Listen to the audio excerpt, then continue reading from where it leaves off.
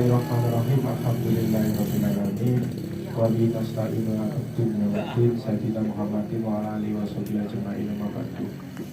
Yang saya hormati Bapak To Suprapto selaku narasumber dari Joglo Tani, dan yang saya hormati Ibu Kepala Desa Ibu Erni Priawati, Kepala Desa Banjar Kemangkal, Kecamatan Buduran, Kabupaten Fauzi selaku pendamping desa dengan Mbak Julfa, dan yang terhormat kepada perangkat-perangkat saya, adik-adik Karang Taruna, dan yang terhormat kepada pertanian dan kelompok peternakan PKK. Terima kasih kepada Bapak BPD, Bapak Lulu selaku ketua, monggo di depan. Terima kasih kepada bapak-bapak sekalian yang ada di sini ya. Pertama-tama marilah kita panjatkan puja dan puji syukur kehadiran Allah Subhanahu wa taala yang mana kita masih diberikan kesehatan sampai siang hari ini, dan tak lupa kepada junjungan Nabi besar kita Nabi Muhammad SAW. Beliau membimbing kita ke jalan yang lurus melalui ajaran agama Islam. Bapak-bapak dan ibu-ibu, alhamdulillah kita bisa berkumpul di sini di Joglo Tani dalam keadaan sehat walafiat dengan acara TTG, teknologi tepat guna untuk pertanian dan peternakan khususnya. Dan di sini kita semuanya bersama-sama belajar ya, belajar tentang pertanian dan peternakan, dan nanti semoga dari sini ilmu yang kita dapat bisa bermanfaat. Amin, amin ya rabbal alamin. Khususnya untuk peternakan dan pertanian ya. Nanti monggo kita sharing-sharing bersama mengenai peternakan dan pertanian. Kalau bisa setelah di sini kita bisa terapkan di Desa Banjar Kemantren, nggih. Nggih pun ngapunten sing kathah bek menawi wonten salah Bapak-bapak Ibu, dan nanti ada yang menjelaskan tentang pertanian dan peternakan dari narasumber kita Bapak To Suprapto, nggih Pak. Kita minta bimbingannya dan sharing-sharing, monggo bersama-sama belajar bersama-sama nggih. Wassalamualaikum warahmatullahi wabarakatuh. Terima kasih atas sambutan dari Ibu Kepala Desa Banjar Kemantren. Ini sambutan kedua kalinya yaitu dari Bapak Pendamping Desa Kecamatan Buduran, Bapak Nur Fauzi. Waktu dan tempat kami persilakan.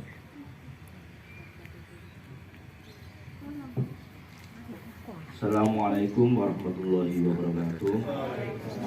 Bismillah, alhamdulillah, la haula wala quwata illa billah. Nama batu yang saya hormati Sahibul Wilayah Pak To Suprapto selaku pengelola Joglo Tani Jakarta. Yang saya hormati juga Bapak Ibu Kepala Desa Banjar Kemangkal beserta perangkatnya. Yang saya hormati Ketua BPD beserta anggota dan juga pendamping lokal desa saya Mbak Julfa, lembaga kemasyarakatan desa, ada PKK, ada Karang Taruna yang hadir pada siang hari ini. Dan juga ini Pak, kelompok tani yang masih hangat dan masih segar, dan mungkin saat ini kita cas di sini supaya nantinya pulang bisa koneksinya langsung jalan cepat dan dalam tempo yang sesuai kajian. Proklamasi. Sebelum saya menyampaikan ada yel-yel yang nantinya harus diturunkan ya. Kalau saya menyampaikan siapa kita, Desa Banjar Kemantren. Desa Banjar Kemantren maju, aman, sejahtera. Yes, yes, yes. Itu ya. Oke ya, biar nanti semangat bahwa komitmen kita, siapa sih kita? Yaitu warga Desa Banjar Kemantren. Siapa kita? Warga Desa Banjar Kemantren. Desa Banjar Kemantren. Maju, aman, sejahtera. Yes, yes, yes. Kurang satu lagi ya. Jadi ini perlu saya tekankan sebagai konsistensi sebagai kader warga, dan juga bagaimana nanti bisa memberikan kontribusi yang efektif di Desa Banjar Kemantren. Siapa kita? Desa Banjar Kemantren. Banjar Kemantren. Maju, aman, sejahtera. Yes, yes, yes.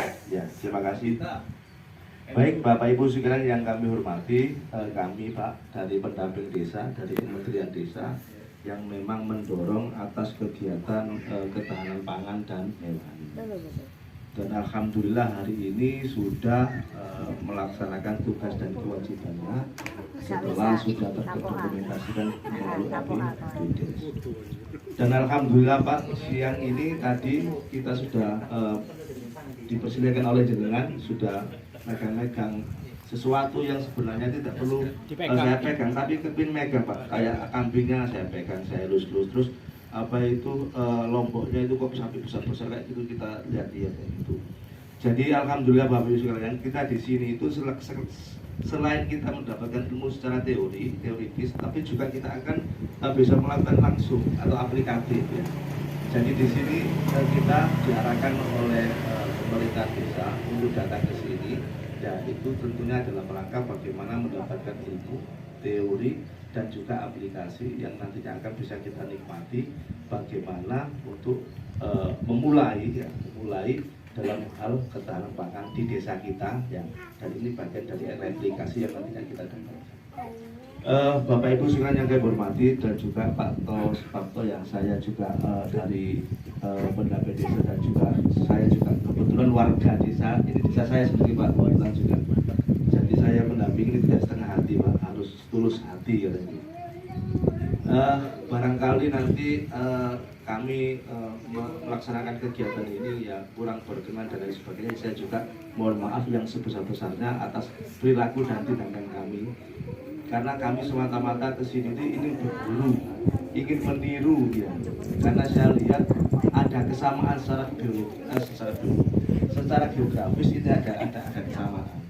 Karena udaranya ya juga sama, kontur tanahnya ya juga sama, terus orang-orangnya ya kelihatannya juga sama, apalagi Pak Kodak Gandu ya, wah luar biasa ini kalau urusan dengan Pak Acul dan Pak Aris dan sebagainya. Dan juga ada Cak Aman ini ya, dan yang sebagainya, Pak Pawan ini ya. Kalau berbicara kambing, sapi dan sebagainya sudah tiap hari dia lulus Pak. Ya harapan kami nanti ada kesinambungan, ada simultan, dan bagaimana kegiatan ini ya juga yang implikasinya itu membawa dampak ya. Ketika membawa dampak berarti ada perubahan. Ya perubahan paling tidak ada perubahan mindset atau kerangka berpikir atau perilaku dari kelompok tani dan kelompok hewan seperti itu. Saya pikir itu Pak, saya tidak bisa panjang lebar. Yang penting kami dari pendamping desa dan juga desa Banjar Kemanten ingin mereplikasi, ingin berbagi ilmu dan berinovasi yang nantinya bagaimana ini bisa kita lakukan di desa kami, yaitu desa Banjar Kemanten. Saya pikir itu sebagai prolog dan pengantar dari kami dari pendamping desa. Kurang lebihnya mohon maaf. Akhirul kalam, wallahu muwaffiq ila aqwamit thoriq. Wassalamualaikum warahmatullahi wabarakatuh. Waalaikumsalam. Baik dong. Desa Banjar Kemanten maju, aman, sejahtera. Yes, yes, yes. Terima kasih, semangat sekali kepada Bapak Fauzi selaku pendamping desa Kecamatan Buduran. Kita lanjut menginjak acara ini, sambutan dari Pak Tosuprapto sekaligus pemaparan perihal bagaimana joglo tani ini seperti ini, dan nanti kita lanjut tanya jawab atau diskusi. Kemungkinan langsung saja, waktu dan tempat kami persilakan. Teman-teman, Bismillahirrahmanirrahim. Assalamualaikum warahmatullahi wabarakatuh. Waalaikumsalam warahmatullahi. Alhamdulillahirrahmanirrahim. Assalatu wassalamu ala asrofil anbiya'i wal mursalin Sayyidina wa maulana Muhammadin wa ala alihi wa sahbihi ajma'in.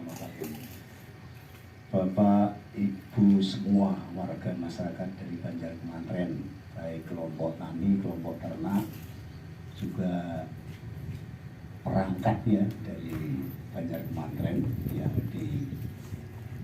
dituakan Ibu Kepala Desa, pendamping desa, dan juga semua lembaga desa yang ada di Banjar Kemanten.